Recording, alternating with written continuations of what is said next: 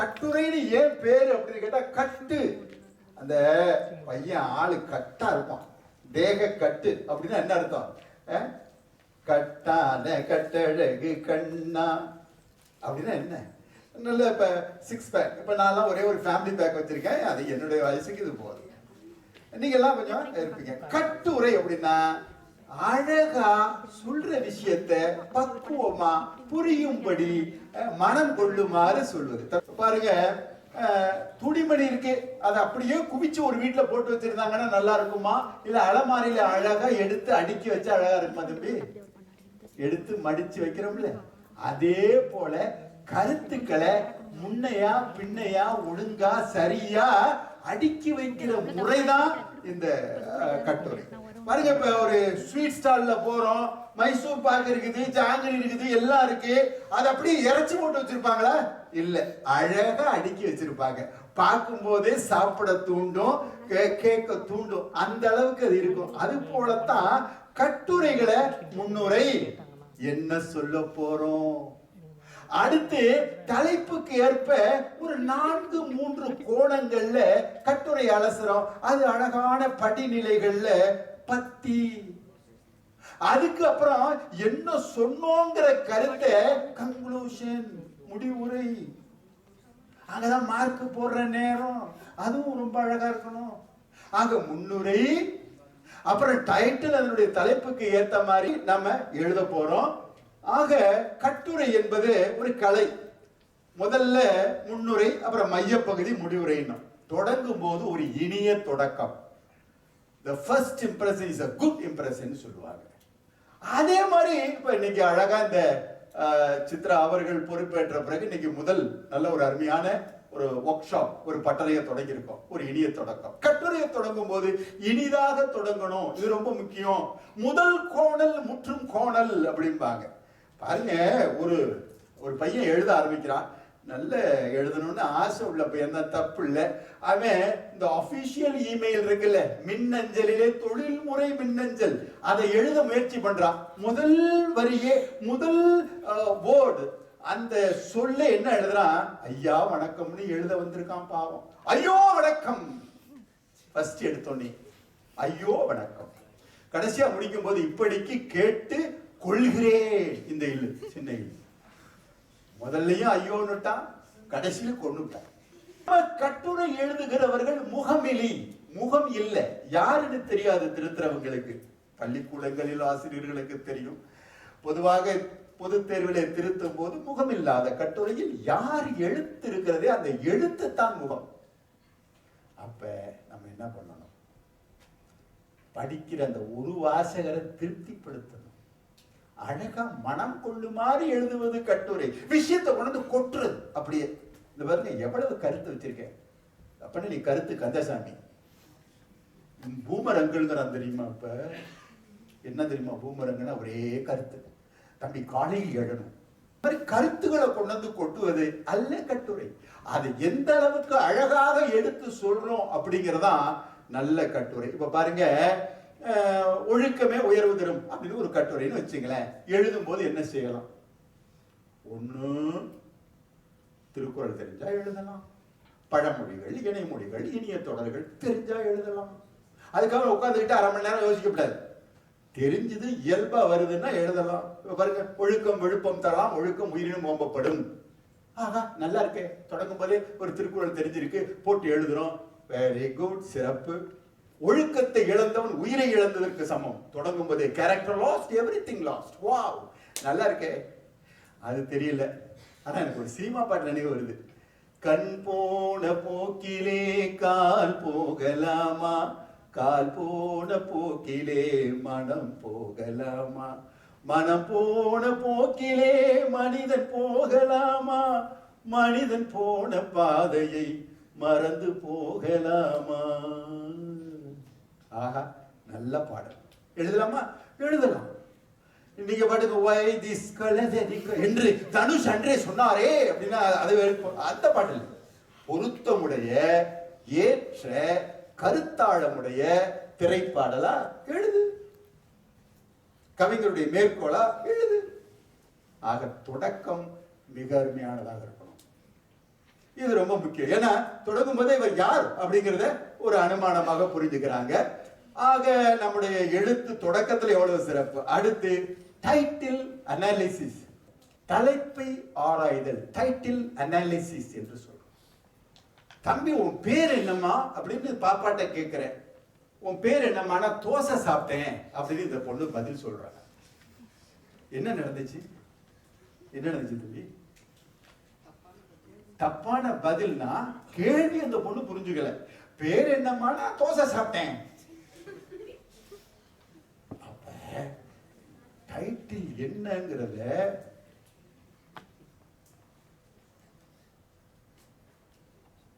அடுத்து நீங்க முன்னாடி வரிசை. டைட்டில் என்னங்கிறத ரொம்ப முழுமையாக ஆராயணும். Title analysis. ஏன் இப்படி சொல்றேன் அப்படின்னா, அது எனக்கு அந்த அனுபவம் சொல்லுகிறது. தலைப்பை தவறா புரிஞ்சுக்கிட்டா என்ன ஆகும்? ஒருத்தர் கேட்கிறாரு, நாட்டை துப்புரவாக வைத்துக் கொள்வதற்கு நாம் என்ன செய்ய வேண்டும்னு கேள்வி. தம்பி, இந்த சில வார்த்தைகள் புழக்கத்துல பிள்ளைங்கள்ட்ட குறைவு. அப்புறம் என்ன வெள்ளனே வந்துரு, அப்புறம் என்ன பசியாரியாச்சா, அப்படி ஒரு 50 வேர்டு தான் நமக்கு தெரியுதுன்னு வச்சுக்க. கட்டுரை அந்த 50 வேர்டு தானே திரும்ப திரும்ப வரும். வொக்காபுலரி இல்லை அப்படின்னா அந்த பிரச்சனை இருக்கு. இப்ப பாருங்க, நாட்டை துப்புரவாக வைத்துக் கொள்வது எப்படி? ஒரு அழகான கேள்விதான். ஆனா துப்புரவு அப்படிங்கிற வார்த்தைக்கு அந்த பையனுக்கு பொருள் தெரியல. சாய்ஸஸ் இருக்கு, வாய்ப்புகள் இருக்குன்னா வேற கேள்வி எடுத்துக்கலாம். அல்லது நம்ம அகராதியை பயன்படுத்துறதுனா பயன்படுத்தலாம். ஆனா அந்த பையன் புரிஞ்சுக்கிட்டு தப்பா எழுதுனான்னு வச்சுக்க. துப்பறிதல், டிடெக்ட்னு ஒரு வார்த்தை இருக்கு. துப்பறிதல், துப்புரவு வேறு, கிளீன், துப்பறிதல் வேறு. இந்த பையன் தப்பா புரிஞ்சுக்கிட்டு நாட்டை நாம் துப்பறிந்து எங்கே தீவிரவாதம் இருக்கிறது என்பதை கண்டறிந்து அப்படின்னு அவன் பாட்டு கட்டு எழுதிட்டே போறான்னு வச்சுங்க. என்ன மார்க் கிடைக்குமா? மார்க்கே கிடைக்குமா? ஒரு பெரிய கேள்வி. கேட்டது ஒண்ணு, நடந்தது ஒண்ணு, எழுதினது ஒண்ணு. என்ன டீச்சர்? வாங்க, யார் யார் இந்த பையன்? வாழ்த்துக்கள், வாங்க முன்னாடி வாங்க. இந்த மாதிரி நல்லா பேசக்கூடிய, எழுதக்கூடிய, தன் மன உணர்வுகளை வெளிப்படுத்தக்கூடிய மாணவர்கள் முன்னாடி வந்து உட்காருங்க. எனக்கு பயமா இருக்கு ஃபர்ஸ்ட் வரிசையில எல்லாம் ஆளு காலியா இருக்கும்போது. ஆக துப்பறிதல் வேறு, துப்புரவு வேறு. கேள்வியை தவறாக புரிந்து கொண்டு விட்டால் எந்த மதிப்பெண்ணும் கிடைக்காது. ஒருத்தர் கேட்பா, நான் எழுதுறது கருத்து தானே தப்பு, ஆனா மொழிக்கு மார்க் கொடுப்பீங்களா? நான் திரும்ப கேட்கிறேன், நீ என்ன அழகாக உச்சரிப்போட பேசினாலும் உன் பேர் என்னமாங்கிறதுக்கு தோசை சாப்பிட்டேன்னு சொன்னீங்க. இதுக்கு நான் என்ன மார்க் கொடுக்கறது? பூஜ்ஜியம். ஆகையினாலதான் சொல்றேன், டைட்டில் அனாலிசிஸ் கேட்டது என்னங்கிறத முதல்ல உட்கார்ந்து அந்த கீவேர்டு என்னங்கிற இடத்துல முதல்ல கோடு போடுங்க. அந்த கோட்டு போட்டு இதுதான் முக்கியம், இதுதான் கீவேர்டு, அதை நம்ம புரிந்து கொள்ள வேண்டும். பார்த்துக்கிட்டோம்.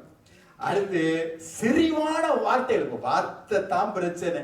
நான் கேட்கிறேன், தம்பி, தேர்வில், வகுப்பு தேர்வில் மதிப்பெண் குறைவாக பெற்றதனால் பாலு வருந்தினான், கதறினான், குமுறினான்.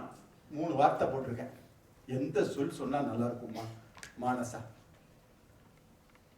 வகுப்பு தேர்வில் தோல்வியடைந்த பாலு வருந்தினான், குமுறினான், கதறினான். என்ன சொல்வோமா? வருந்தினானா? ஏன் கதறினான் போடக்கூடாதா? ஏன் கதறான்? தந்தையை இழந்த ராமு கதறினான். சரி, அந்த வார்த்தை. குமுறினான்னா வார்த்தையை பாருங்க, உள்ள இருக்கு, வெளியில சொல்ல முடியல, அப்படியே. அதுக்கு வார்த்தை குமுறினான். அப்ப தமிழ்ல எத்தனை சொற்கள், வளமான சொற்கள் இருக்கு. அந்தந்த சொற்களை அங்கங்க பயன்படுத்தணும். அதுக்கு தான் சொல்லுவாங்க அந்தந்த order, the best word in the best order. என்ன சொன்னேன் மனச? Best word in the best order. அதான் கட்டுரை. சரியான சொற்களை சரியான இடத்தில் போட்டு நிரப்புவதுதான் கட்டுரைக்கு தனி அழகு. கட்டுரை என்பது ஒரு கலை, அழகான கலை. அதை அப்படித்தான் எழுதணும். அதுக்கப்புறம் பாருங்க, சில பேரு சமஸ்கிருத வார்த்தைகளை பயன்படுத்தலாமா, வட சொல்லை பயன்படுத்தலாமான்னா பயன்படுத்துறத நம்ம கூடுமானவரை தவிர்த்து நல்ல தூய தமிழ் எழுதலாம். சில வார்த்தைகள் நமக்கு அது தமிழ்ல தான் இருக்குதா, வடமொழி ஆதிக்கமா தெரியாது. ஆனா கஷ்டப்படாத. விஸ்வாசம், அப்படின்னு எழுதுறான். விஸ்வாஷுங்கும் போது இதை டிஷ்வாஷ் மாதிரி எதுக்கு விசுவாசம்? நீ நன்றி உணர்ச்சின்னு அழகான தமிழ் சொல் இருக்கிறது இல்லையா? பிரயோஜனம் இல்லை அப்படின்னு எழுதுவது பிரயோஜன நாலு மிஸ்டேக் வந்துருது. அப்ப பயன் இல்லை, பலன் இல்லை. அப்ப அந்த வார்த்தைகளை சௌக்கியமா அப்படிங்கிறத விட நலமா 3 எழுத்து. ஆக சரியான சொற்களை சரியான இடத்தில் பயன்படுத்தும் போது பார்க்கிறோம். அடுத்து மிக முக்கியமாக டைட்டில் அனாலிசிஸ் என்ன கேட்டோங்கிறத சொல்றோம். தலைப்பு அனுபவ எல்லையை ஒட்டி. முதல்ல எப்படி தேர்ந்தெடுக்கிறது? வரிசையில கரெக்டா வரமா? ஸ்லைடு இது என்ன 4. சரி, முதல்ல தலைப்பை தேர்ந்தெடுக்கும் போது என்ன தலைப்பு கேட்ட போறாங்க? இஸ்ரேல் காசா பிரச்சனையை தீர்ப்பது எப்படி அப்படின்னு மட்டும் கேட்பாங்களா? எனக்கும் தெரியாது. எனக்கே 23 வயசாவது, எனக்கே இன்னும் தெரியல. உனக்கு எப்படி 15 வயசுல தெரியும்? அப்ப உன் அனுபவ எல்லையை ஒட்டிய வினாக்கள் தான் கேட்கப்படும். அப்ப நீ அதுலயும் நம்ம எப்படி தேர்ந்தெடுக்கிறோம் அப்படின்னா, எந்த கேள்விக்கு நம்மால விடையளிக்க முடியும், நம்ம அனுபவ எல்லையை ஒட்டி அமைந்திருக்கிறதா, அதை நிறைய கோணங்கள்ல அதை அலச முடியுமா, ஆராய முடியுமா, நமக்கு தெரியுதா? ஒரு வயசானவங்களா இருந்தா என்ன சொல்லல, இருந்தா அக்யூமுலேட்டட் நாலேஜ்னு சொல்லுவோம். வயதின் காரணமான அனுபவங்கள் அவர்களுக்கு சேர்ந்துரும். ஆனா 15 வயசு பிள்ளைக்கு என்னத்தை எழுத முடியும்னா, அந்த அனுபவ எல்லையை ஒட்டிய வினாக்கள் தான் பெரும்பாலும் கேட்கப்படுகின்றன. அதுல உனக்கு எது நல்லா சொல்ல முடியும், எழுத முடியும், நிறைய கருத்துகள் இருக்கு பார்க்கணும். தலைப்பை ஒட்டி நான் பலதரப்பட்ட செய்திகளை அறிந்திருக்கிறேனா? தலைப்பை வெவ்வேறு கோணங்களில் அலச முடியுமா? இது சில இடங்களில் சொல்லுவாங்க பீல் அப்படிங்கிற ஒரு முறை சொல்றாங்க, வெவ்வேறு மெத்தட்ஸ் சொல்றாங்க. ஆனா நான் மெத்தட்ஸ் இல்லை, எளிய வழி, இயல்பாக கட்டுரை எழுதுவதை பற்றி நான் பேசிக் கொண்டிருக்கிறேன். ஒருத்தர் காம்ப்ரிஹென்ஷன் எழுதும் போது என்கிட்ட வந்து கேட்டா, மெத்தட் ஏதாவது இருக்கா? எஸ், கலர் கோடிங் மெத்தட் அப்படின்னு. கலர் கோடிங் மெத்தட்னா ஒண்ணும் இல்லை, எந்த இடத்துல ஆன்சர் இருக்கோ அந்த இடத்துல ஹைலைட்டரை போட்டு சும்மா அப்படி எடுத்து விடு. அதை சொல்லும் போது அது கலர் கோடிங் மெத்தட் அப்படின்னு, வா நல்ல மெத்தட்லாம் நிறைய சொல்லித்தராரு. சாதாரண எளிய வழியின் மூலமாகவே கட்டுரையை மிகச்சிறப்பாக எழுத முடியும். அதான் ரொம்ப முக்கியமானது. அப்புறம் திட்டமிடல் இல்லாமல் எழுதுவது. இப்ப பார்த்தேன், சிங்கப்பூர் வாழ்வதற்கு ஏற்ற நாடு விளக்குக, இப்படி ஒரு கேள்வி அமையுது. என்ன செய்யலாம்? வாழ்வதற்கு ஏற்ற நாடு கருத்துரைக்க எப்படி சொல்லலாம்? முதல்ல இங்க இருக்கக்கூடிய சட்ட ஒழுங்கு நம்ம பார்க்கிறோம். Law and order. நடுராத்திரில கூட இங்கே பெண்கள் நகை அணிந்து கொண்டு போகலாம் அப்படிங்கிற ஒரு கருத்து இருக்கு. இந்த கருத்தை நீ எழுதுனா அதல்ல, இது ஒரு பாயிண்ட். இந்த பாயிண்ட் எப்படி நீ விளக்கிட்டு போற? கருத்து அல்ல, கருத்து வளர்ச்சி. என்னது வளர்ச்சி? ஒரு கருத்து அப்படியே சொன்னா ஒரு பேராவா இல்ல, அப்படி சொல்லிட்டே போகணும். அதை எப்படி விளக்கணும்? இங்க நம்ம சட்ட ஒழுங்கு சரியா இருக்கிறதுனால பிரச்சனைகள் இல்லை, சிக்கல்கள் இல்லை, வன்முறைகள் கிடையாது. இப்படி நீ ஒரு பத்தியா வளர்த்தணும். ஒரு பாயிண்ட், ஒரு பேராகிராஃபா கொண்டு போகணும். அப்படின்னா கருத்து இல்ல தம்பி, கருத்து வளர்ச்சி. என்ன சொன்ன? கருத்து வளர்ச்சி. how we develop. அந்த பாயிண்டை எடுத்துக்கிட்டு அது எப்படி இழுத்துக்கிட்டு வரும். அப்படியே ஒண்ணுமே இல்லாமலும் சட்ட ஒழுங்கு சிறப்பானது, மிக மிக சிறப்பானது, ஆகா சிறப்பானது, ரொம்பவும் சிறப்பானது, இப்படி எல்லாம் எழுதுறது இல்லை. எழுதும் போது சுவாரஸ்யமாக இருக்கணும். ரிப்பீட்டேஷன், மீண்டும் மீண்டும் ஒரே கருத்தை எழுதிவிடக் கூடாது. அடுத்து வர்றோம் தூய்மையான நாடு, அங்க கொண்டுட்டு போறோம், அங்க ஒரு பேராகிராஃப். அடுத்து வேற என்ன? பண மதிப்பு. எஸ், விட்டு தானே காசு இல்ல, வேணும், நல்ல பையன் வேணும், பொருளாதாரம் வேணும், பண மதிப்பு இங்க நல்லா இருக்கு, டாலர்ஸ் வேல்யூ. சோ பண மதிப்பை பத்தி எழுதுறோம். அதனால பொருள்களை நம்ம வாங்கி பயன்பெறக்கூடியதை பற்றி எழுதுறோம். நுகர்வு தன்மை, எவ்வளவு கன்சப்ஷன் பணத்தினாலதான், அதை பத்தி விவரிச்சு எழுதுறோம். அப்ப பாருங்க, சிங்கப்பூர் சிறந்த நாடு கருத்துரைக்க அப்படின்னு சொன்ன உடனே நம்ம சட்ட ஒழுங்கை பத்தி எழுதுறோம், தூய்மையை பத்தி எழுதுறோம், கல்வி எவ்வளவு சிறப்பா இருக்குன்னு எழுதுறோம், அதன் பிறகு தூய்மையா இருக்குன்னு எழுதுறோம். எவ்ரி பாயிண்ட வந்து நம்ம அப்படி ஒரு பேராகிராஃபா மாத்திட்டு வரும்போது நாலு பத்தி கிடைச்சு போயிடுது.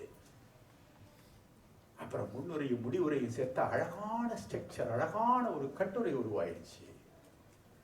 இது ரொம்ப முக்கியம். இது எப்படி எழுதுறோங்கிறதா. சரி, இப்ப நான் கேட்கிறேன், பெண்ணே, ஒரு கட்டுரை எழுதும்போது கருத்துரைக்கு சொல்றேன், what ever you thinking you can write. சரிதானே? எழுது, அமைக்கணும். சரி, சிங்கப்பூர் சிறந்த நாடா அப்படின்னு அதெல்லாம் ஒண்ணு இல்லை, அப்படி எழுதலாமா? இல்ல, உன் கருத்து தானே அப்படின்னா ஒரு மாரல் வேல்யூன்னு இருக்கு, ஒரு ஒழுங்கு இருக்கு. நம்ம எதை வேணாலும் எழுதிக்கொள்ளலாம் அப்படிங்கிறதுக்காக இல்லை. கருத்துரைப்பது என்பது வேறு. உலக நடைமுறைகளுக்கு, உலகத்தினுடைய ஒரு ஒழுக்கத்துக்கு எதிரான கருத்துக்கள் எல்லாம் எழுதிடக்கூடாது. என்ன கேட்டாங்க, என் கருத்தை நான் சொன்னேன் அப்படியா? நோ. சிங்கப்பூர் வாழ்வதற்கு சிறந்த நாடு, எல்லாத்துலயும் ஒரு மைனஸ் இருக்கலாம், பிளஸ் இருக்கலாம் அப்படின்னு நீங்க சொல்லணும். இன்னொரு கோணத்தில் ஆராய்ந்தால் அப்படி. சரியா? ஆக இப்படி நம்ம நகர்த்திக்கிட்டே போறோம். திட்டமிடலே இல்லாத ஒரு கட்டுரையை எழுதுகிறான். அடுத்து, திட்டமிடலே இல்லாத ஒரு கட்டுரை எழுதுனா என்ன ஆகும்? ஒரு பையன் என்ன பண்றான், ஒரே ஒரு பழமொழியோ ஏதோ ஒண்ணு தெரிஞ்சு தொலைஞ்சிட்டவனுக்கு டக்குன்னு கட்டுரை ஆரம்பிச்சுட்டான். ஏன் ஆரம்பிச்ச? எனக்கு ஒரு திருக்குறள் தெரியும், டக்குன்னு அதான் ஆரம்பிச்சு விட்டுட்டேன், அதை நான் தேர்ந்தெடுத்தேன். அப்புறம் ஒரு முக்கா பக்கம் எழுதுனதுக்கு அப்புறம் அதுக்கப்புறம் பாயிண்ட் இல்லை. என்ன பண்ணான் தெரியுமா? அடிச்சு விட்டு குறுக்க கோடு போட்டுட்டு அடுத்த கட்டுரையை தொடங்குறான். அடப்பாவமே, கட்டுரைக்கான நேரம் எவ்வளவு? அந்த நேரத்துக்குள்ள நீ எழுதிட்டு அடிச்சு வச்சிருக்கிறான். அதுக்குத்தான் சொல்றோம் திட்டமிடல். திட்டமிடல் முக்கியம். முன்னாடி எல்லாம் சொல்லுவாங்க ஃபிஷ் போன் அப்படின்னு போட்டு இவ்வளவு பேசி வரைஞ்சு அதுக்கே அரை மணி நேரம் செலவு பண்ணிட்டு உட்காந்துருப்பேன். நான் சொல்ல கருத்துதிர்ப்பு முறை அதெல்லாம் ஒண்ணும் இல்லை. 1 2 3 4 1 2 3 4 5 என்று வரிசையாக எண்களை போட்டு அப்பப்ப அந்த கருத்துக்கு பாயிண்ட் அதை மட்டும் முதல் ஹிண்ட் அதை மட்டும் எழுதிட்டாலே நேரம் சரியாக இருக்கும். நீங்க இந்த கருத்து உதிர்ப்பு முறை என்கிற இந்த முறையை கையாண்டால் அதுவே போதுமானது. இது ரொம்ப முக்கியம். ஏன் அப்படி சொல்றேன்னா, ரொம்ப அழகான ஒரு கோட். அப்ரஹாம் லிங்கன் சொல்றாரு, எனக்கு மரம் வெட்டுவதற்கு 1 மணி நேரம் கொடுத்தீர்கள் என்றால் 45 நிமிடம் கோடரியை தீட்டுவதிலேயே செலவு செய்வேன். அவன் கேட்டான், 45 நிமிஷம் கோடரியே தீட்டிட்டு கிடக்கிறேங்கிறியே, 15 நிமிஷத்துல எப்படியா வெட்டுவே அப்படின்னு கேட்டான். அவர் சொன்னாரு, எனக்கு எதுக்குடா 15 நிமிஷம், வெட்டு 1 துண்டு 2 சில வினாடிகளிலேயே நான் சரி செய்து விடுவேனே அப்படின்னாரு. என்ன அர்த்தம்? பிளான் பண்ணணும். என்ன தம்பி? வாவ், ஒரு ரசிகன் இருக்காங்க. ஆக பிளான். நம்ம எந்த பணியாக இருந்தாலும் டேபிள் ஒர்க், நம்முடைய பிளான் என்பது ரொம்ப ரொம்ப ரொம்ப ரொம்ப முக்கியமானது. 10 நிமிடங்களாவது பிளான் என்பதற்கு செலவு செய்ய வேண்டும். ஆசிரியரை ஒப்படைப்பதற்கு முன்பாக பிழை பார்ப்பதற்கு ஒரு 5 நிமிடங்களாவது ஒதுக்க வேண்டும். இது ரெண்டும் நம்ம மிக மிக முக்கியமானது. திட்டமிடல் இல்லாத ஒரு ஒரு கட்டுரை சிறப்பாக அமைவது வாய்ப்பு ரொம்ப குறைவு. நம்மால் எழுதப்படும் கட்டுரை எவ்வாறு அமைய வேண்டும் என்பதை முன்கூட்டியே தீர்மானிப்பது திட்டமிடலாகும். இதன் அடிப்படையிலேயே கட்டுரைக்கான திட்டமிடல் இருக்கிறது. தலைப்பின் தொடர்பில் நாம் எழுத வேண்டிய கருத்துக்களை 1 2 3 அப்படின்னு நம்ம பார்த்துக்கலாம். ஆக இப்ப அடுத்து என்ன? நாட்டின் முன்னேற்றத்திற்கு வீட்டின் முன்னேற்றமே அடிப்படை கருத்துரைக்க. இப்ப பாருங்க, திட்டமிடல் என்ன செய்யறோம்? ஒரு 4 பாயிண்ட். குடும்பத்தினர் ஒருவேளையாவது ஒன்றாக அமர்ந்து உணர்வுதல். என்ன விஷயம் அர்த்தம்? இது ஒரு கருத்து எப்படி டெவலப் பண்றது? எப்படி டெவலப் பண்ண முடியும்? தம்பி வா வா. இது ஒரு பாயிண்ட். அந்த பையன் பாயிண்ட் எழுதிட்டான். தம்பி, இதை எப்படி டெவலப் பண்ணி எழுதுவேன்? குடும்பத்தினர் ஒருவேளையாவது ஒன்றாக அமர்ந்து உணவு இருந்தது. அதனுடைய நோக்கம் என்ன? பாண்டிங். ஏன் இந்த பக்கம் திரும்பி? சரி, பாண்டிங். ஒருவேளையாவது உட்கார்ந்து உணவருந்தும் போது ஒருவருடைய இன்றைக்கு நடந்த நிகழ்வுகளை மற்றொருவரிடம் சொல்கிறார். ஒருவருடைய சிக்கல் மற்றொருவருக்கு தெரிய வருகிறது. மூத்தவர்கள் அந்த சிக்கலுக்கான ஆலோசனைகளை சொல்கிறார்கள். அது மட்டுமில்லாமல் அவர்கள் மகிழ்வாக சிரித்து பேசுகின்ற பொழுது அவர்களுக்குள் இருக்கின்ற இடைவெளிகள் குறைவதற்கு வாய்ப்பாக அமையும். அப்படி இடைவெளி பண்ணிட்டு போகணும். அதுதான் கட்டுரை. இப்போ ஒரு பத்தி வந்துடுச்சு. அப்ப ஒரு பத்தி, ஒரு அந்த பாயிண்ட் ஒரு பத்தி ஆயிடுச்சு. அன்றாட செயல்பாடுகளில் ஒருவருக்கு ஒருவர் உதவுதல், இது ஒரு பாயிண்ட். இது எப்படி எடுத்துட்டு போறோம்? அம்மா ஆம்லேட் போட்டு அப்பா வெங்காயம் அரிஞ்சு கொடுக்கலாம், தப்பு இல்லை. இல்ல கூடாதா? என்னது வித்திட்டாங்க? என்ன சொல்லு?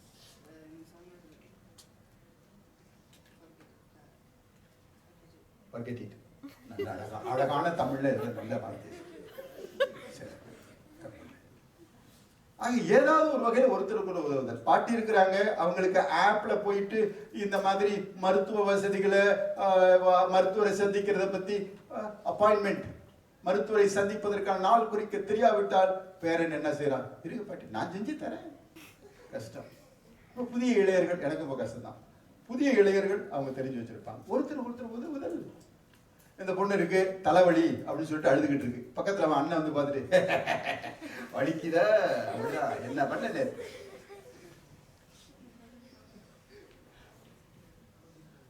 ஒருத்தருக்கு வந்து உதவுது. என்ன பண்ணுதுப்பா, நான் பண்ணதெல்லாம் எடுத்துக்கிட்டுமா, காது பிடிக்கிறியா, மாற்ற தருவா. இப்ப உட்காந்து எனக்கு பயமா இருக்கு. நீ என்னை விட பலசாலிகள் பக்கத்துல நிற்கும் போது எனக்கு கொஞ்சம் பயம் இருக்கும். ஆக இதுதான் அன்றாட செயல்பாடுகளில் ஒருவருக்கு ஒருவர் உதவுதல். ஒருவருக்கும் ஒரு பிரச்சனை இருக்கும். ஒரு வீடுங்கும் போது சேர்ந்து முதல்ல நமக்கு 4 பேர் இருக்காங்கிறது எவ்வளவு பெரிய தெம்பு. நான் ஒரு நான் தனியா இருக்கேன் அப்படிங்கிறத விட எனக்கு பின்னாடி என் குடும்பம் இருக்கு, எனக்கு பின்னாடி நண்பர்கள் இருக்காங்க, எனக்கு பின்னாடி ஒரு சமுதாயமே இருக்கு அப்படிங்கும்போது வா, பெரிய தெம்பு, பெரிய தைரியம், பெரிய மனோபலம் இல்லையா? அதான். அடுத்து ஒருவர் நலனில் மற்றவர் அக்கறை காட்டுதல். அப்புறம் குடும்ப உறுப்பினர் இணைந்து பொழுதுபோக்கு நடவடிக்கை. நம்ம வெளியிடங்களிலே சென்று விளையாடுவதற்கு, இல்லைன்னா நாங்க சின்ன வயதா இருக்கும்போது தாயக்கட்டுன்னு ஒன்று வச்சிருப்பாங்க. எல்லாம் திண்ணையில உட்காந்து வயசானவங்க உட்காந்து மனநலன் சார்ந்த விஷயம். அது ஆடுபுடி ஆட்டம் என்று ஒன்று இருக்கும், பரமபதம் என்று ஒன்று இருக்கும், பல்லாங்குழி என்று ஒன்று இருக்கும், பம்பரம் என்று விளையாடுவோம். இதெல்லாம் நாங்க விளையாட்டு இருக்கோம். அப்ப குடும்பமா சேர்ந்து வேற ஏதாவது ஒரு பொழுதுபோக்கா வெளியிடங்களுக்கு போறது. அக்காலங்கள்லாம் கூட்டாஞ்சோறுன்னு ஒன்று இருக்கு. எல்லா பிள்ளைங்களும் சேர்ந்து, உனக்கு எல்லாம் கிடைக்கல பாரு, கூட்டாஞ்சு எல்லாரும் சேர்ந்து சோறாக்கி குழந்தைகளா சேர்ந்து அதுல ஒரே உப்பு இருக்க உரப்பு இருக்க நம்ம, ஆனா நாம செஞ்சதுங்கிறதுனால தம்பி இவைகள் எல்லாம் குடும்ப உறுப்பினர்கள் இணைந்து பாருங்க. இப்ப திட்டமிடலை தொடர்ந்து கட்டுரைக்கான பாயிண்ட்ஸ் எப்படி நமக்கு கிடைக்குது அப்படிங்கிறத பத்தி நம்ம சொன்னோம். இப்ப பாப்பா அடுத்தது தலைப்பை பாருங்க, குடும்ப தலைப்பு. எங்க இப்ப யாராவது ஒருத்தர் சத்தமா படிக்கக்கூடிய ஒருத்தர், நானே பேசிட்டு இருக்கிறேன்.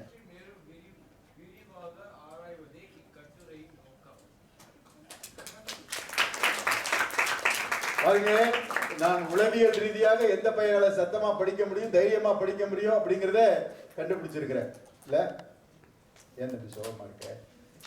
சந்தோஷமா இருக்கு இல்ல? கற்றல் இனிதுங்கிறாங்க, ஜாய் ஆஃப் லேர்னிங். சோகமா இருந்த மாதிரி இல்ல, படிச்சுட்டேன். அதான் சரி. ஆக இப்ப பாருங்க, ஒரு அழகான முன்னுரை நமக்கு கிடைச்சிருக்குது. இந்த மாதிரி ஒரு முன்னுரையை எப்படி எழுதலாம் அப்படிங்கிறத பத்தி தான் நான் சொன்ன மாதிரி. இந்த முன்னுரையிலேயே நமக்கு கட்டுரை எழுதுகிறவர் யார், அவர் திறன் பெற்றவரா இல்லையா அப்படிங்கிறது தெரிஞ்சிடுது. அடுத்ததா இப்ப நம்ம பார்க்க போறது பத்தி பிரிப்பு முறை. 4 பத்தி இருக்கணும். பத்தி பிரிப்பு முறையை எப்படி எடுத்துக்கிறது?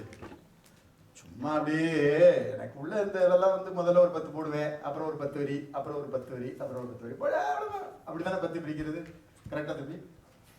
வளர்க்கணும்ல, எக்ஸ்பிளைன், எக்ஸாம்பிள், லிங்க், அந்த ஒரு கருத்தை வளர்க்கறதுக்கு வந்து ஒரு பத்தி தேவைப்படும். ரொம்ப ரொம்ப ரொம்ப சரிதான். முன் வந்ததுக்கு முதல்ல நன்றி. அவர் எப்படி சொல்றாரு, இப்ப உடல் நலம் அப்படின்னு ஒரு பகுதி ஒரு டைட்டில் வச்சிருக்கோம்னு வச்சுங்க. உடல் நலம் அப்படின்னு வச்சிருக்கோம். இப்ப என்ன செய்யலாம்? முதல்ல காய்கறிகளை நன்றாக எடுத்துக்கொள்ள வேண்டும், உண்ண வேண்டும் அப்படின்னு சொல்றான். தப்பு இல்லை, நல்லா அழகா சொல்லியிருக்கிறான். அடுத்த பத்தில கீரை வகைகளை நாம் உண்ண வேண்டும். ஏன் அதை முதல்ல போடக்கூடாத? நீ என்ன காய்கறிகள் சாப்பிடணும்னு போட்டி அங்க கீரை வராதா? அதுக்கு ஏன் தனி பத்தி? அப்ப புரிஞ்சு கொள்ளல. நீ சாப்பிடுகின்ற உணவு வகைகளுக்காக ஒன்று போட்ட. அடுத்த பத்தில உடல் பயிற்சி மிகவும் முக்கியமானது. வெரி குட், நீ புரிஞ்சுக்கிட்ட. நீ சாப்பிடுற காய்கறிகளை, பழங்களை, கீரை வகைகளை ஒரு பத்தி எழுதினா உடல் பயிற்சி அடுத்த பத்திக்கு கொண்டு வா. சீக்வன்ஸ் அடிப்படையில் அந்த அந்த ஒவ்வொன்றும் ஒரு சப்ஜெக்ட், ஒரு கருத்து. அடுத்த கருத்து வேறொன்று. அது 10 வரியா இருக்கலாம், அடுத்தது 8 வரியா இருக்கலாம், அடுத்தது 12 வரியா இருக்கலாம். அதை பத்தி நீ கவலைப்பட வேண்டாம். சரியா தம்பி? நல்ல, வெரி குட், நல்லா சொல். ஆக இந்த பாக்குறோம் எப்படி பத்தி பிரித்தல் ரொம்ப, அதுதான் பார்க்கறதுக்கு அழகாக, கண்ணுக்கு அழகா இருக்கும். அது ரொம்ப முக்கியம். அடுத்ததாக பார்ப்போம். முதல்ல என்ன போட்டோம்? பத்தி பிரிப்பது. பத்தி பிரிப்பு முறை எடுத்துக்கொண்ட கருத்திற்கு ஏற்ப. சரி, 4 பத்திகள்னு குறைந்தது வச்சிருக்கிறோம், கூடுதல் இருக்கலாம். அடுத்ததாக இப்ப பாருங்க, வாசிப்பதனால் மட்டுமே ஒருவர் வாழ்க்கையில் மேன்மை அடைய முடியும். இக்கருத்தினை ஏற்றுக்கொள்வாயா? ஏன்? இப்ப இது கருத்து வகை கட்டுரை. இப்ப இதுல ஒரு கீ வேர்டு இருக்கு. அந்த கீ வேர்டை நீங்க கண்டுபிடிக்கணும். நீங்க அப்படியே 1 நிமிடம் உங்களுக்கு நேரம் தரேன், அப்படியே கண்டுபிடிங்க பார்ப்போம். அப்படியே கண்டுபிடிங்க. இதுல மட்டுமே அப்படின்னு இருக்கிறதா கீ வேர்டுங்கிறியா? இடம் தான் கீ வேர்டுங்கிற. உன் பேரு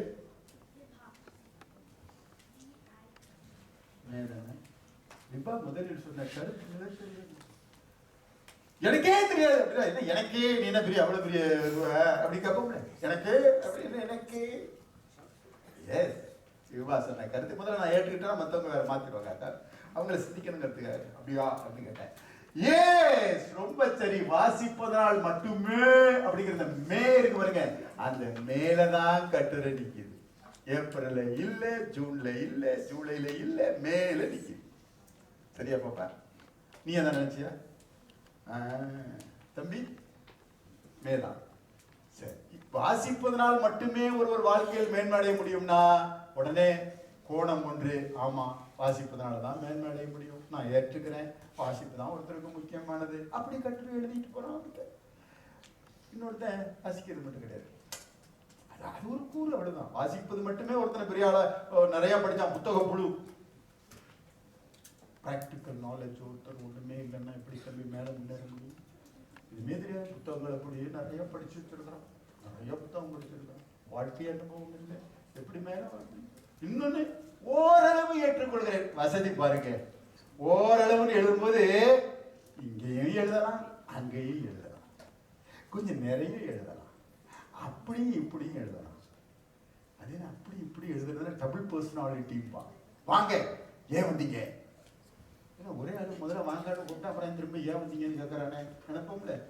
சில பேர் விவாத கட்டுரை அப்படிதான் எழுதுவான். வாழ்வதற்கு ஏற்ற நாடும்பா, அடுத்த வரியில இல்லை இது மோசம் அப்படின்னு. அப்புறம் முதல்ல நீ தானே சொன்னேன் அப்படி சொல்றேன். அப்ப இப்படி மறுக்கணும்னா வாசிப்பது ரொம்ப முக்கியம். ஆனாலும் வாசிப்பது மட்டுமே போதாது. வாழ்வதற்கு சிறந்த நாடுதான், ஆனா இங்க சுற்றி பார்ப்பதற்கு கொஞ்சம் ஒவ்வொரு ஒன்றை நம்ம அப்படியே இப்படி அப்படி அப்படி இப்படி பண்ணோம்னா கட்டுரை அழகாக இருக்காது. ஒரு விவாத கட்டுரை அப்படி. ஆக சொந்த அனுபவங்களை, இந்த கருத்து வகை கட்டுரை சொந்த அனுபவங்களை தவிர்க்கணும், சொந்தமா எழுதக்கூடாது. அதுக்குதான் வேற இருக்க கட்டுரை, அதுக்குதான் அனுபவ கட்டுரைன்னு வச்சிருக்கிறோமே. இந்த கட்டுரை சொந்த அனுபவம் எழுதக்கூடாது. நான் என் தங்கையும் பார்க்கில் சென்று கொண்டிருந்த போது அப்படிங்கிறது இங்க வேண்டாம். அதுலயும் அனுபவ கட்டுரை எழுதும் போது நம்ம அனுபவ வயசு எல்லைக்கு தகுந்த மாதிரி எழுதணும். நீ 14 வயசு புள்ள, நீ போய் என் பேத்தியோடு நானும் சென்று NTUCயில் பொருள் வாங்கி வந்தோம் அப்படின்னா என்ன தம்பி? சரியா? சரியா? சரி கிடையாது, சரி கிடையாது. என்னது? நான் சரியா இல்லைங்கிறியா? நான் சொல்றது சரி கிடையாது. பேசிட்டா. ஆக எது சரி எது தவறு உங்க அனுபவ எல்லையை ஒட்டித்தான் கட்டுரை அமைய வேண்டும். ஒட்டினியஸ் நீ அதுக்கு தகுந்த மாதிரி தான் எழுதணும். அனுபவ கட்டுரை எழுதும் போது இது அனுபவ கட்டுரை அல்ல, சொந்த அனுபவங்களை தவிர்க்க வேண்டும். கதை வடிவில் எழுதக்கூடாது தம்பி. இது முக்கியமான ஏற்று கேள்வி தெரிஞ்ச அளவுக்கு சொல்லிட்டாரு. என்ன மற்றவர்கள் அனுபவம் உன்னுடைய டைட்டில் பொருத்தி வந்தால் எழுதலாம். அந்த கட்டுரை அனுபவ கட்டுரையில நீ சந்தித்த சிக்கல் கேட்டா இன்னொருத்தர் அனுபவத்தை எப்படி எழுத முடியும் தம்பி? அந்த கேள்விக்கு நீ பார்க்கணும். இப்ப அனுபவ கட்டுரை நான் அடுத்து கொண்டுட்டு வரேன். அந்த கட்டுரையில நீ பார்த்துட்டு நீ சொல்லலாம், கேட்கலாம். தவறல்ல. முதல்ல நீ உன்னுடைய மனதில் பட்டதை நீ கேட்கலாம். ஆனால் தலைப்பு என்ன கேட்குதோ அதுக்கு தகுந்த மாதிரி உன் அனுபவம் என்றால் உன் அனுபவம் தான். சரியா? சரி. நம் கருத்து என்பதற்காக சமுதாயத்திற்கு ஒவ்வாத கருத்துக்களை சொல்லக்கூடாது. நம்ம கருத்து தான். உன் கருத்தை சொல்லுங்கிறதுக்காக இப்ப பாரு, வாசிப்பது மட்டுமே ஒரு வகையில் நன்மை கிடைக்குமானா வாசிக்கிறது எதுக்கு? அதெல்லாம் நேரம் வேஸ்ட். இப்படி எழுதிட்டு போலாமா? என் கருத்தை சொல்றேன். நோ, மாரல் வேல்யூன்னு இருக்கு. அதுக்கு உட்பட்டு தான் நாம் எழுத வேண்டும் என்பது ரொம்ப முக்கியம்.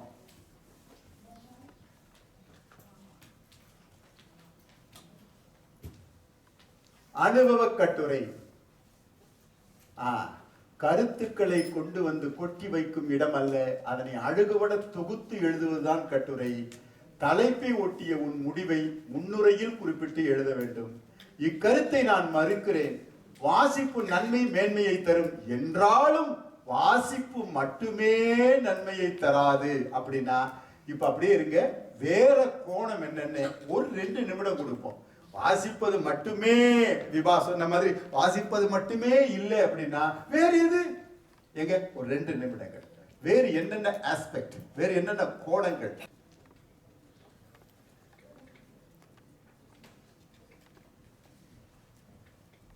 இப்ப நானே பேசிட்டு இருந்ததுனால அடைவு நிலை, அதாவது அந்த போய் எப்படி ரீச் ஆயிருக்கு நம்ம சொன்ன கருத்து அப்படிங்கறத தெரிஞ்சுக்க எனக்கு ஒரு ஆர்வமா இருக்கு. ஓகே, பிற காரணிகள் கொஞ்சம் முன்னாடியே இருப்போம். அது நம்ம பிள்ளைங்க சொல்றாங்களான்னு பார்ப்போம். முன்னாடி இதுக்கு முன்னாடி. சரி, எந்திரிச்சுக்கோமா. பேரு துவாரகை. துவாரகை. சரி, என்ன வேற என்ன சொல்லலாம்? வாசிப்பு மட்டும்தான் முடிவு பண்ணியா? இல்ல, அனுபவம் அவசியம். வாழ்க்கை அனுபவங்கள் ஒருத்தர் முன்னேற்றுவதற்கு அவசியமான ஒன்றுன்னு சொல்றேன். ரொம்ப ரைட்டுமா, உட்காந்துக்க. வேற யாரை கேட்போம்? சொல்லு தம்பி, எதிர்ச்சுக்கோ. அப்பதான் உனக்கு தெரியும் நல்ல முன் வந்த பையன் அப்படின்னு.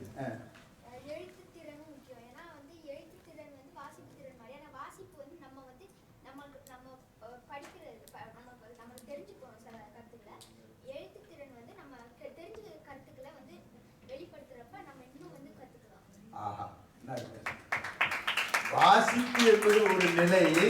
வாசித்தத மனதில் வச்சு அதை எழுதுறன்னு ஒண்ணு இருக்குல்ல, அதை அடுத்த படிநிலைக்கு போயிட்டான் தம்பி. தம்பி ரொம்ப ஸ்பீடு.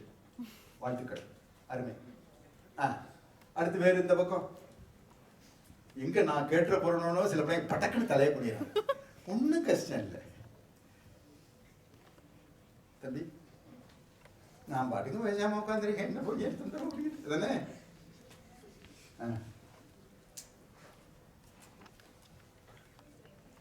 வேறு ஆண் சிங்கங்கள் இன்னும் நீ சொல்லுமா?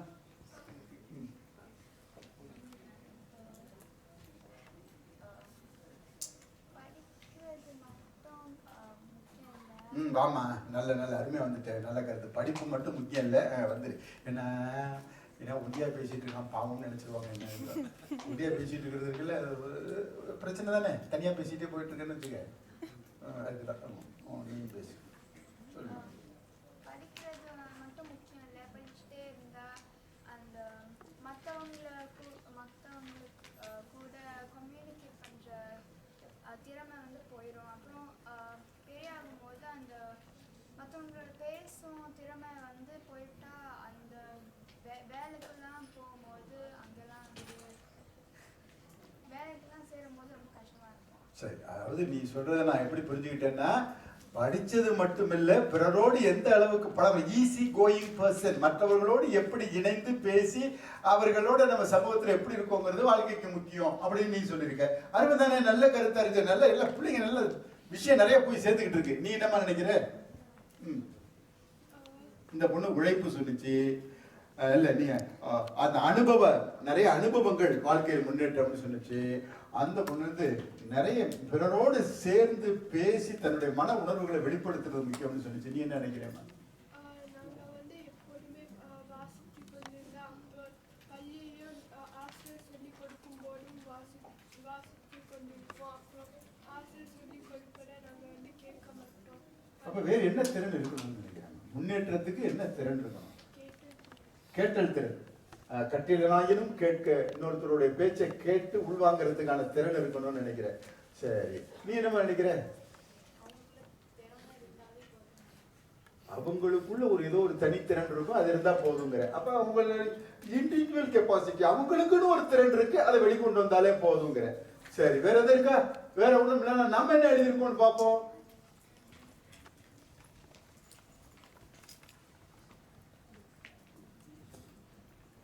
கடும் உழைப்பினால், இந்த பாப்பா சொன்ன பாயிண்ட் ஓரகா வந்துருச்சு. உழைப்பினால் முன்னேறலாம். கிடைக்கும் வாய்ப்புகள், பெருவாய்ப்பு அப்படின்னு நான் சொல்றது லக், அதிர்ஷ்டம், அது இருந்தா முன்னேறலாம் சிலர் நினைக்கலாம். மற்றவர்கள் உதவியினால் முன்னேறலாம். அது என்ன? இந்த மாதிரி என்ன எங்க மாமா ஒருத்தர் அமெரிக்காவில் இருக்கிறாரு, அவர் தான் எங்க குடும்பத்தையே கை தூக்கி விட்டார் அப்படி சொல்லுவாங்கல்ல. கை தூக்கி விட்டதுன்னா என்ன அர்த்தம்? பள்ளத்துல விழுந்தா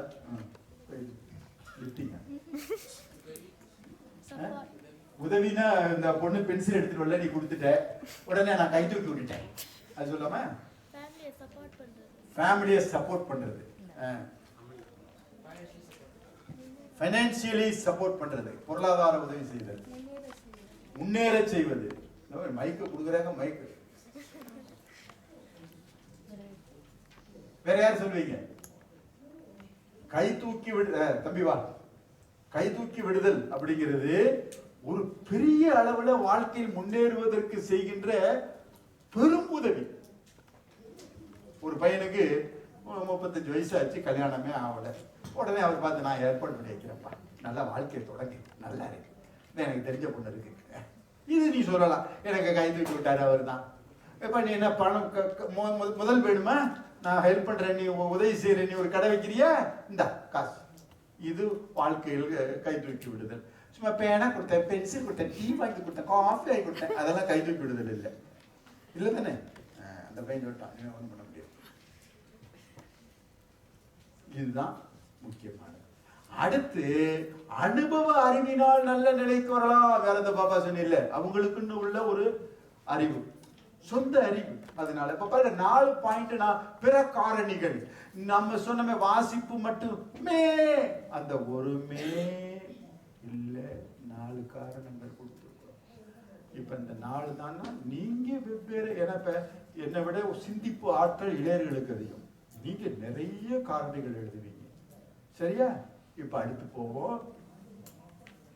மேற்கோள்கள் வாசகரிடம் படிக்கும் ஆர்வத்தை தூண்டும் நோக்கில் பொருத்தமான இடங்களில் பொருத்தமான மேற்கோள்களை பயன்படுத்த வேண்டும்.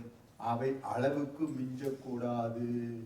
இப்ப பாருங்க, ஒரு கட்டுரை கொஞ்சம் முன்னாடி படிங்க. உழைப்பினால் முன்னேறலாம் ஒரு கட்டுரைன்னு வச்சுக்குவோம், இந்த கடும் உழைப்பை பத்தி. இதுக்கு தொடங்கும் போது என்ன பண்ணலாம்? ஒரு சினிமா பாட்டு எனக்கு தெரியும். ஓடி ஓடி உழைக்கணும், ஊருக்கெல்லாம் கொடுக்கணும், ஆடி பாடி நடிக்கணும், அன்பை நாடும் வளர்க்கணும், ஓடி ஓடி உழைக்கணும்.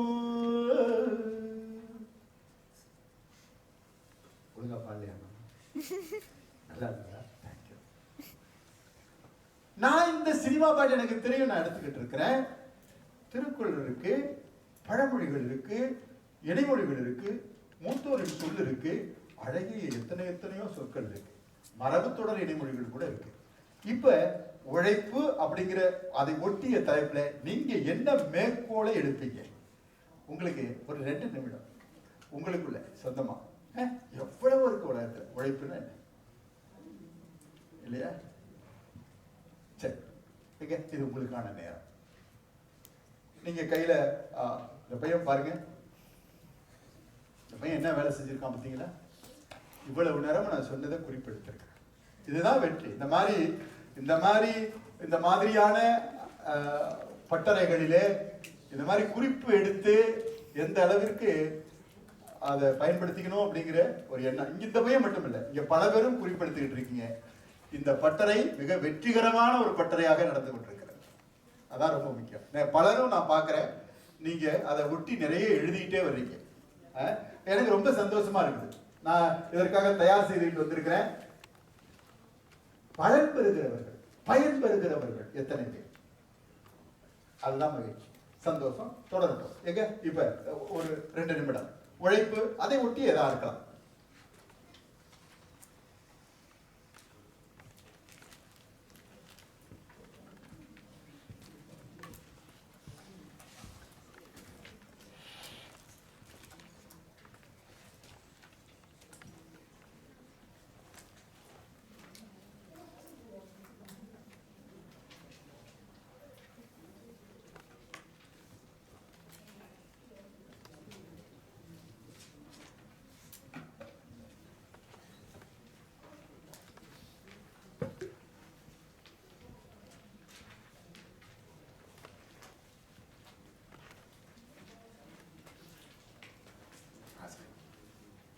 பின்பதுக்கு மட்டும் இருக்காங்க. சில பேர் குறிப்பா அதை போய்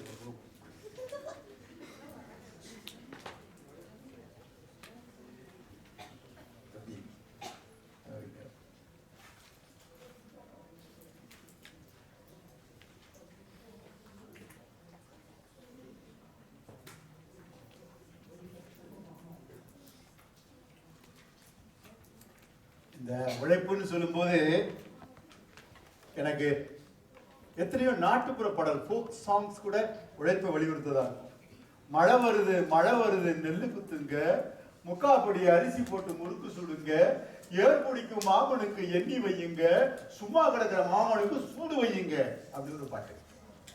ஏன்னா உழைப்பு, உழவுக்கும் தொழிலுக்கும் வந்தனை செய்வோம், வீடில் உண்டு களிப்போரை நிந்தனை செய்வோம், பாரதி பாடலாம்.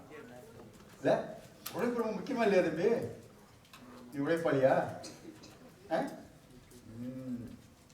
உழைப்பாளினா அதுக்காக பெரிய மண்வெட்டி எடுத்து கொத்துறதா உழைப்பு இல்லை. நாம உட்காந்து படிச்சு நம்முடைய வீட்டு பாடங்கள் எல்லாம் ஒழுங்கா செய்து மதிப்பெண் பெறோம்ல, பெரும் கேட்போமே.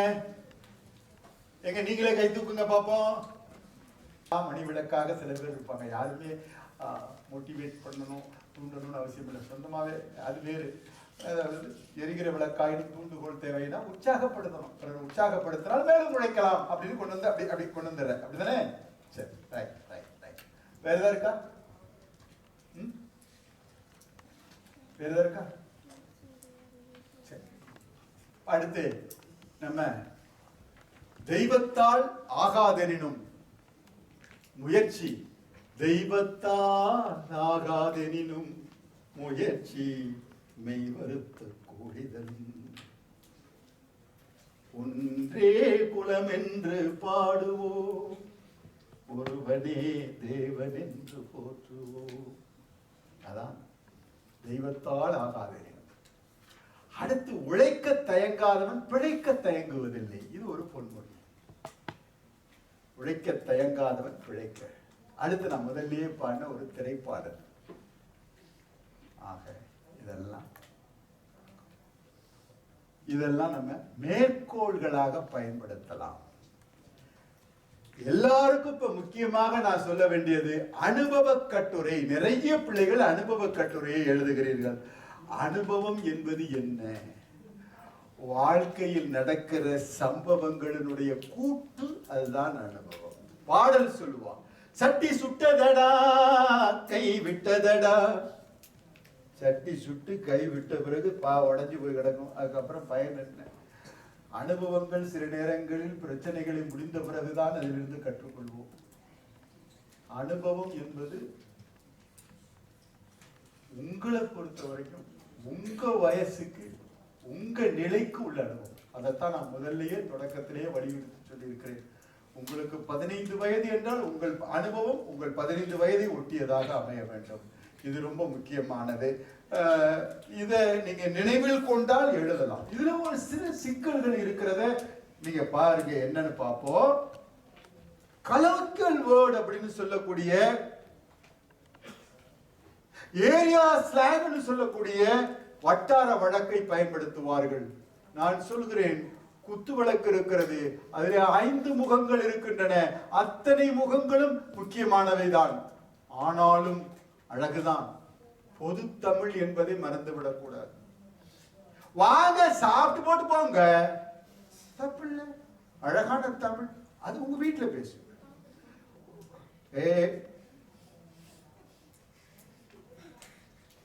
நானே எவ்வளவு ஜாக்கிரதையா, உங்க மயனாது இது ஒரு பகுதி. யாபா நீ சாப்பாடு துண்ணுட்டு போட்டு போவ அப்படி பேசுவா. ஏதாவது விஷயம் தான் என் கையில சொல்ல, என் கையில சொல்ல. காலை நாஸ்டா துண்ணுட்டியா, இது ஒரு இடத்துல கேட்கிறான். இதெல்லாம் ஒரு பகுதி, ஒரு வட்டார வழக்கு, தப்பு கிடையாது, வீட்டுல பேசலாம். ஆனால் எழுதுகிற போது பொது தமிழ். அவங்க வர மாட்டேக்கிறாங்க, எழுதுறாங்க. அவங்க வர மாட்டேக்கிறாங்க, கராங்கோ கிராங்கி, என்னடா இது வர மாட்டேக்கிறாங்கன்னு. எழுத்து தமிழுக்கும் பேச்சு தமிழுக்கும் இவ்வளவு பெரிய இடைவெளியா? நான் கூப்பிட்டு கராங்கோன்னு சொல்லுப்பா. எனக்கு இது வரைக்கும் அனுபவத்துல கராங்கோவே எனக்கு தெரியாது. வருவதில்லை, வர மறுத்தான், வர விரும்பவில்லை. இது எழுத்து தமிழ். கராங்கோ வீடு, நீ பேசி வீட்டுல கராங்கோ வச்சுறாங்கோ, இதுக்குதான் பயப்படும். அதுதான் அனுபவ கட்டுரையில் கூடுமானவரை எழுத்து தமிழை பயன்படுத்தலாம். அல்லது ஓரளவு புரியுற மாதிரியாவது இருக்கு. நம்மள கராங்கோ அது மாதிரி நிறைய வார்த்தைகளை மாணவர்கள் எழுதுகிறார்கள். அதுதான் அனுபவ கட்டுரையுடைய சிக்கல். ஒரு சில பகுதிகளில் அவங்க பேசுவாங்க, ஏன் அங்க நிக்கி அப்படின்னு நிறுத்திடுவாங்க. அது உங்க வட்டார வழக்கு, நாம பழிக்கல. அது நான் சொன்ன மாதிரி குத்து விளக்கினுடைய படமுகங்களில் ஒன்று. ஆனால் எழுதுகின்ற போது வார்த்தை முழுமை பெற வேண்டும். நிக்கி எழுத முடியாது, நீ ஏன் அங்கே நிற்கிறாய், நம்முடைய எழுத்து தமிழ். ஆக இந்த சிக்கல் அனுபவ கட்டுரையில் இருக்கு. உரையாடுவது போல் அதிகமாக வருவதுதான் அனுபவ கட்டுரையில உள்ள சிக்கல் பார்க்கிறோம். சிக்கல் இல்ல, தன்மை. அப்ப உரையாடல்கள் வரும்போது அந்த உரையாடல்கள் நற்றமிழில் இருக்க வேண்டும், கூடுமான வரை மொழியை சிதைக்காததாக இருக்க வேண்டும். இதுக்கு தான் அனுபவ கட்டுரையை தேர்ந்தெடுத்தினா இதை பார்த்து.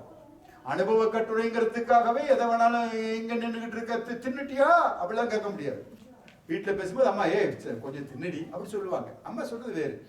மாமா வந்திருக்கிறார் வாசல், வாங்க வந்து திருட்டு போங்க, வருவார் அவர் திரும்ப. எழுதுபவரின் வயதிற்கு ஏற்ப அனுபவங்கள் அமைய வேண்டும்.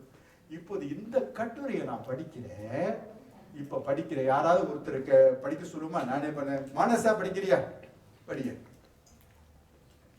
இந்த கட்டுரை மட்டும், தலைப்பை மட்டும் படி. அன்னையில் உனது குடும்பமும் புதிய குடியிருப்பு வட்டாரத்தில் வீடு வாங்கியது. உனக்கு பல வருடங்கள் பழக்கமான வட்டாரத்தை விட்டு பிரிய மனமில்லாதிருந்த போதும் உனது குடும்பத்தாரின் விருப்பத்திற்கு இணங்கி புதிய வட்டாரத்தில் உள்ள வீட்டில் குடியே விவரித்து எழுதுக. அன்பு மாணவர்களே, இளையர்களே, இந்த கட்டுரை வந்தால் இதில் நீங்க எந்தெந்த விஷயத்தை கருத்தில் கொள்ள வேண்டும்? 1, 2, 3, 4 கேட்கப்பட்ட கேள்விகள் எத்தனை இருக்கிறது? எத்தனை விஷயங்களை தொட்டு இந்த அனுபவ கட்டுரையை எழுத வேண்டும்? அனுபவ கட்டுரையில் எத்தனை கோணம் இங்கே இருக்கிறது? இங்க பாருங்க, ஒண்ணுதான் கேட்டிருக்காங்களா? எத்தனை கேட்டிருக்காங்க? அத்தனையையும் நீ நிறைவு செய்ய வேண்டும். அத்தனையும் நீ தொட்டு காட்ட வேண்டும். எதை தொட்டு காட்ட வேண்டும்? தொட்டு காட்டுவது என்று சொன்னால் நீ அதையெல்லாம் பேச வேண்டும். பேசுதல் என்றால் எழுத வேண்டும். எதையெல்லாம் எழுதணும் கேட்போமா? இதுல எத்தனை விஷயங்களை தொட்டு எழுதணும்னு கேட்டனே, நீ எத்தனை விஷயம் நினைக்கிற? 3 விஷயங்கள் உள்ள வந்துடணும். கட்டுரையை படிக்கும் போது அவன் இந்த கட்டுரையுடைய தலைப்பை நிறைவு செய்திருக்கிறானா அப்படின்னா 3 ரெடி. 5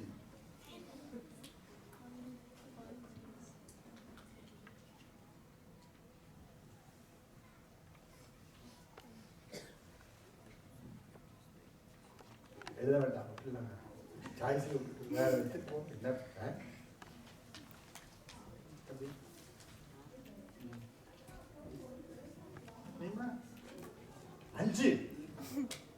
5 இருக்குயா விஷயம் உள்ள. வாமா, உனக்கு சான்ஸ் தரேன், உனக்கு வாய்ப்பு தரேன், இப்படி சொல்லணும். இது தண்டனை கிடையாது. என்னென்ன 5 வா. எப்பயுமே நான் நினைப்பேன், இப்ப இந்த கணினிலையும் போன்லையும் என்னை விட நிறைய என் பிள்ளைகளுக்கு தான் அந்த ஆப்பை பயன்படுத்த தெரியும். நான் ஓடி போய் என் பசங்க கிட்ட தான் கேட்பேன். சிலவற்றில் நம்மை விட வல்லாண்மை மிகுந்தவர்களாக, திறன் மிகுந்தவர்களாக இளைஞர்கள் இருப்பார்கள். அதான் உன்னை டெஸ்ட் பண்ண இல்லை, உன் திறன் மற்றவர்களுக்கு வெளிப்பட வேண்டும் என்பதற்காக அழைக்கிறேன்பா.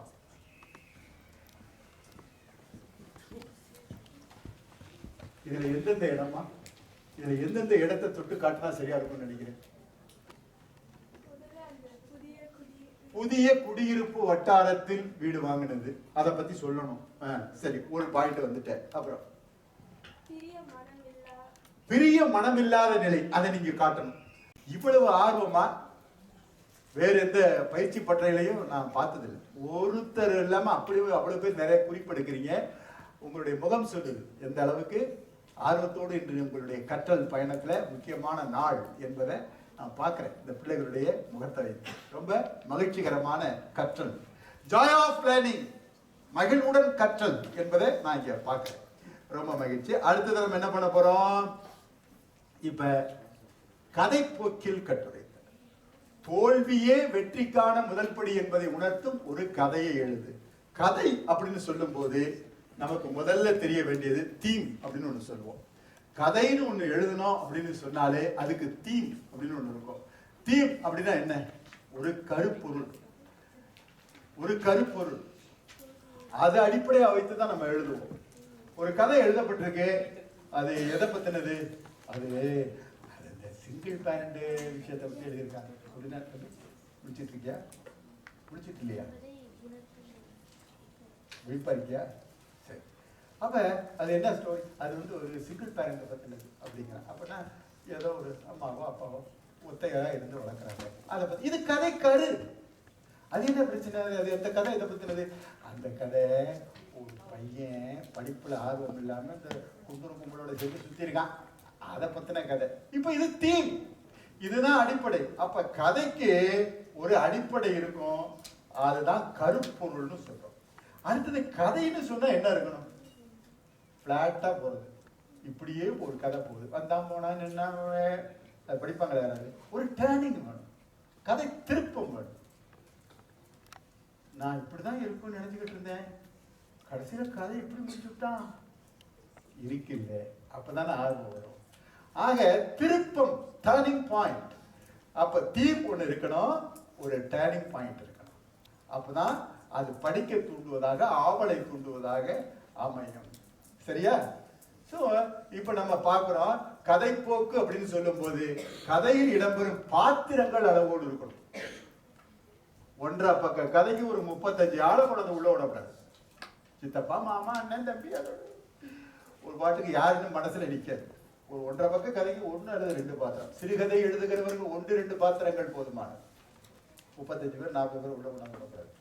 பேர் மறந்து விடணும், என்னென்ன கதையினுடைய தொடர்ச்சி கிட்டு போயிடும். குறைவான பாத்திரங்கள், பாத்திரங்களுக்குள் இருக்கின்ற உரையாடல்கள், அளவோடு அழகாக உரையாடல்கள். பாருங்க, கதை என்றால் கரு வேண்டும். இங்கே கட்டுரை தலைப்பே கருவாகிறது, டைட்டில் இங்கே கதை, அதான் கரு. கதையில் இடம்பெறும் பாத்திரங்கள் அளவோடு இருக்க வேண்டும். அதிகமானால் கதையை ஒருங்கிணைக்க முடியாது, கதையை ஆர்கனைஸ் பண்ணி கொண்டு வந்து முடிக்க முடியாது. இதை கவனத்தில் கொள்ள வேண்டும். கதாபாத்திரங்கள் உரையாடல்கள் நேர்கூற்றாகவோ அயல் கூற்றாகவோ இருக்கலாம். நேத்து எங்க போனேன் என்று அவர் கேட்டார், நேர்கூற்று. நேற்று எங்கே போனாயிட்டு அவரிடம் அவர் கேட்டார் அயல்புட். சரியா? டைரக்ட் ஸ்பீச், இன்டைரக்ட் ஸ்பீச், அதில் எது வேணால் நம்மளுடைய கதையில பயன்படுத்தலாம். சுவாரஸ்யத்துக்கு தக்க அமைய வேண்டும். கதை நம்பகத்தன்மையுடன் அமைவது அவசியம். அது என்ன நம்பகத்தன்மை? நாங்க சென்னைக்கு பயணம் பண்ணோம். திடீர்னு அப்படியே ஃப்ளைட் ஸ்டக் ஆயிடுச்சு. அப்புறம் எங்க அப்பா இறங்கி சுற்றி விட்டாரு அப்படின்னு நினைச்சுக்க. இது பெரிய காதல சுற்றி விடுற. இதுல நம்பகத்தன்மை இருக்கா? இடையில இறங்கி அந்த ஃபேனை சுற்றி விட்டாரு. நம்பகத்தன்மை இருக்கா? இல்லை. ஆக கதை நம்பகத்தன்மையோடு அமைய வேண்டும். இதுவும் முக்கியமானது. சரி, இப்ப கதையினுடைய முடிவு ஒரு அறநெறியை விளக்கக்கூடியதாக இருக்க வேண்டும். ஏதாவது ஒரு பாயிண்ட் இருக்கணும். Art for art, art for லைஃப்னு சொல்லுவோம். நம்முடைய தமிழ் இலக்கியங்கள், கதைகள், நாவல்கள், நாடகங்கள் எல்லாமே ஏதாவது ஒரு கருத்தை வலியுறுத்தக்கூடியதா இருக்கும்.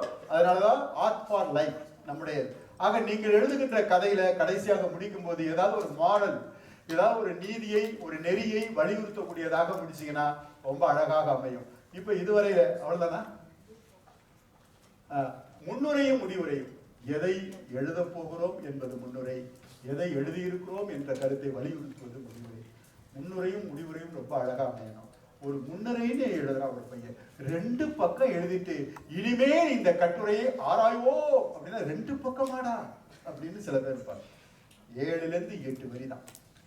7லேருந்து 8 வரி தான் முன்னுரை, 7லேருந்து 8 வரி தான் முடிவுரை. மீதி இருக்கக்கூடியதெல்லாம் டைட்டில் தான், தலைப்பை ஒட்டித்தான் இருக்கும். நீங்க ரொம்ப ரொம்ப முக்கியமாக தெரிந்து கொள்ள வேண்டிய அடிப்படை, முன்னுரையும் முடிவுரையும் தேவைக்கு அதிகமாக எழுதாதீங்க.